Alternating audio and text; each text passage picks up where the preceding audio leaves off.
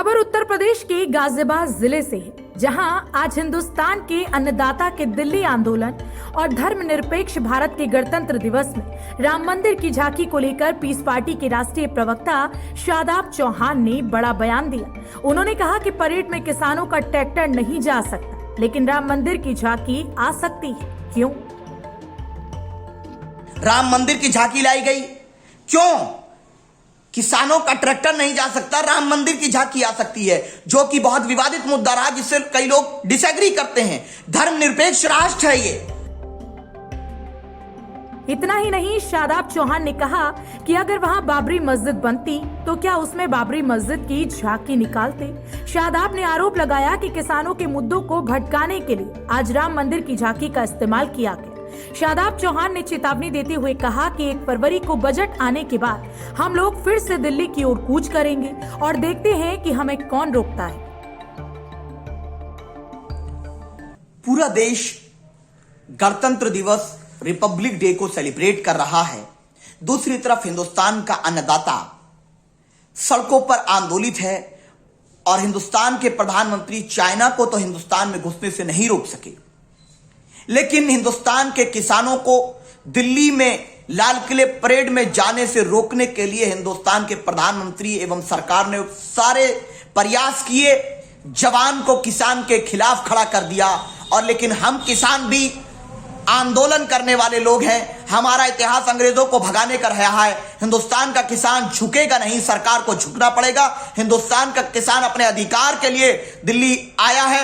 हिंदुस्तान का किसान किसी का गुलाम नहीं है, ना हम किसी के बहकाए में आते हैं, ना कोई हमें बदनाम कर सकता है।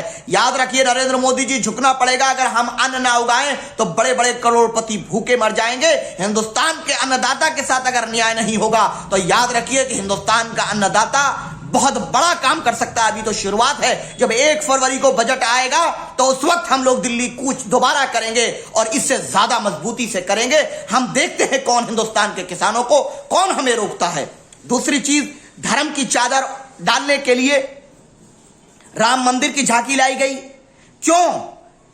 किसानों का ट्रैक्टर नहीं जा सकता, राम मंदिर की झांकी आ सकती है, जो कि बहुत विवादित मुद्दा रहा, जिससे कई लोग डिसएग्री करते हैं। धर्मनिरपेक्ष राष्ट्र है ये। क्या बाबरी मस्जिद अगर बनती तब भी ये आप बाबरी मस्जिद की झांकी निकालते उसमें? क्या उसके जज को, जिसने फैसला दिया था, क्या उसको जेड प्लस सिक्योरिटी या राज्यसभा की सीट नहीं दी गई? आज भी एक बड़े वर्ग उस फैसले से डिसएग्री करता है, जिसमें हम भी हैं।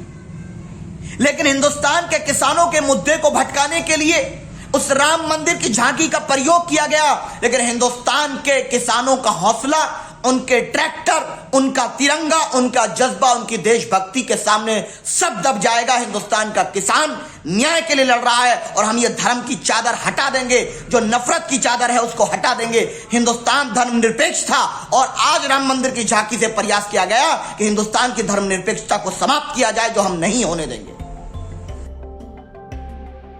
आपको बता दें कि गणतंत्र दिवस के मौके पर निकाली गई परेड में राम मंदिर की झांकी निकाले जाने पर पीस पार्टी के प्रवक्ता शादाब चौहान ने नाराजगी जताई।